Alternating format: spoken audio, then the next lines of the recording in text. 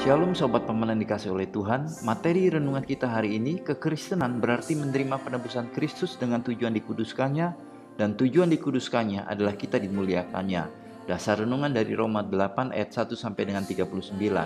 Inti renungan kita hari ini, penebusan Kristus tidak hanya memerdekakan kita dari dosa, namun menjadi dasar yang kokoh untuk kita masuk ke proses pengudusannya sampai kita berkenan kepadanya. Sobat pemenang, ada 3 pertanyaan yang perlu kita renungkan hari ini. Yang pertama, apakah tujuan kita ditebusnya? Lalu yang kedua, apakah tujuan kita dikuduskannya?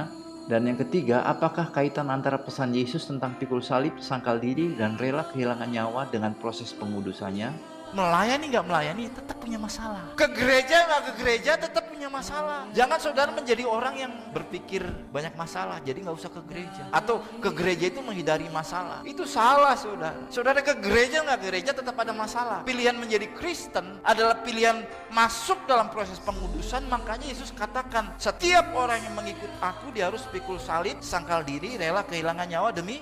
Saudara tidak punya penyangkalan diri yang kuat, saudara tidak punya pikul salib yang kuat, saudara tidak rela kehilangan nyawa demi Tuhan, saudara tidak bisa dikuduskan. Saudara berbicara keselamatan, itu ada prosesnya. Saudara, waktu Yesus menebus kita, itu yang disebut dengan redemption, di mana apa saudara, kematian terhadap dosa itu harus menjadi gaya hidup kita. Kalau saudara belum punya gaya hidup mematikan dosa, saudara belum menerima Yesus sebagai Tuhan dalam hidup. Saudara, ini fase pertama orang untuk menerima keselamatan, dia harus terima penebusan Kristus atau yang namanya redemption. Lalu yang kedua saudara, sanctification, pengudusan.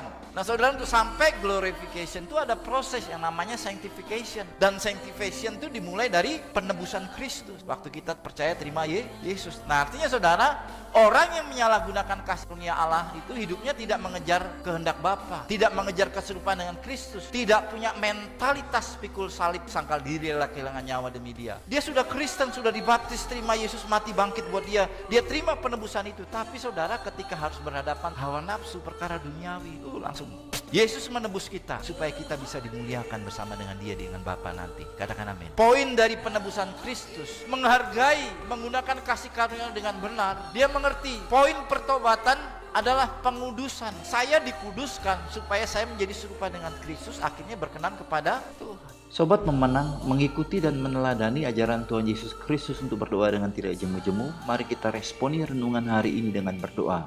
Tuhan, dengan roh-Mu mampukan aku untuk menjalani proses pengudusan-Mu seumur hidupku.